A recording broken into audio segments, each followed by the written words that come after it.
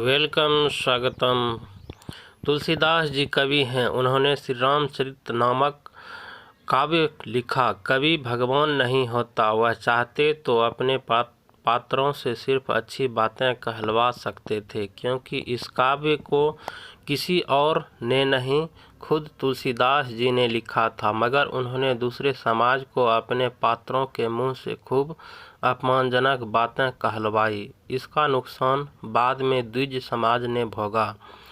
पूज्य विप्र शील गुण हीना, शूद्र न गुण गण ज्ञान परवीना जैसी पंक्तियों ने लोगों में टकराव पैदा किया है। तुलसी की इन बातों से कतई सहमत नहीं हुआ जा सकता। बहुसंख्यक समाज को धर्म के नाम पर गाली देने वाले ग्रंथ पर स्वयं ब्राह्मणों को आगे आना चाहिए और इसकी कमियों को दूर करना चाहिए।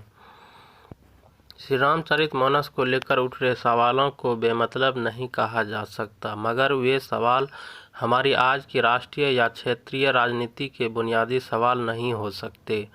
वे सवाल सामाजिक सांस्कृतिक बोध के महत्वपूर्ण सवाल हैं। उन सवालों के जरिए लोगों के बोध, विचार और मिजाज को समुन्नत, समावेशी और तर्कसंगत बनाने के बौद्धिक सांस्कृतिक अभियान या एक तरह के नवजागरण की जमीन तैयार की जा सकती है। लेकिन ऐसे सवालों का राजनीति के बुनियादी सवालों के साथ घालमेल नहीं होना चाहिए।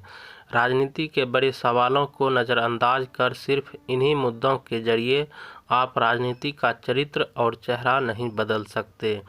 भारतीय समाज, खासतौर से पिछड़े, उत्पीड़ित या बहुजन समाज के लिए इससे बहुत बड़े और ज़्यादा बुनियादी सवाल है सरकारी उपक्रमों के अंधाधुंध निजीकरण के, रोजगार के, शिक्षा और स्वास्थ्य के आरक्षण प्रावधानों के, हिंदी भाषी क्षेत्र के दलित पिछड़े वर्ग के नेताओं व दलों को अगर सचमुच राजनीति में प्रासंगिक बने रहना है तो इस बाबत उनको सोचना चाहिए, वरना वे माला पहनकर तुलसीदास की चौपाई पढ़ते रह जाएंगे।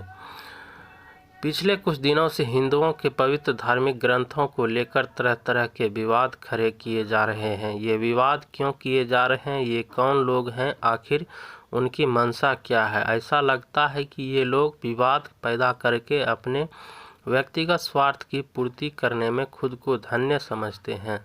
रामायण, श्री रामचरितमानस, गीता, महाभारत, वेद, पुराण, शास्त्र व अन्य धार्मिक ग्रंथ हिंदुओं की अटूट धार्मिक आस्था, विश्वास व श्रद्धा के प्रतीक ही नहीं, संपूर्ण सांस्कृतिक और मानवता के सारांश भी हैं। महर्षि वाल्मीकि व तुलसी आदि संतों, आचार्यों व आध्यात्मिक चिंतकों ने मानवीय दृष्टिकोण से सामाजिक कर्तव्यों पर विशेष ध्यान दिया है। हमारा सामाजिक कर्तव्य है सभी धर्मों का सम्मान। देखा जाए तो प्रत्येक वस्तु की मूल प्रकृति ही उसका धर्म है। हमें इसका हमेशा ध्यान रखना चाहिए।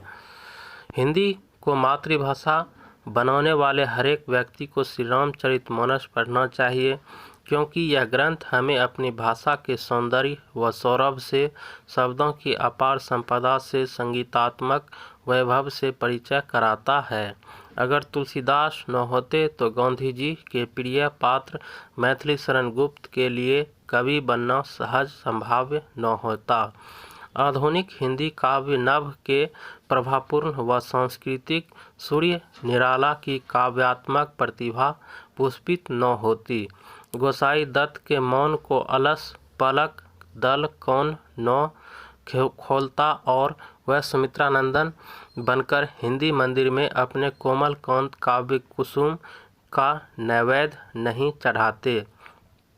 रामचंद्र शुक्ल की आलोचना की गरिमामयी भाषा की ताकत भी तुलसीदास का साहित्य है।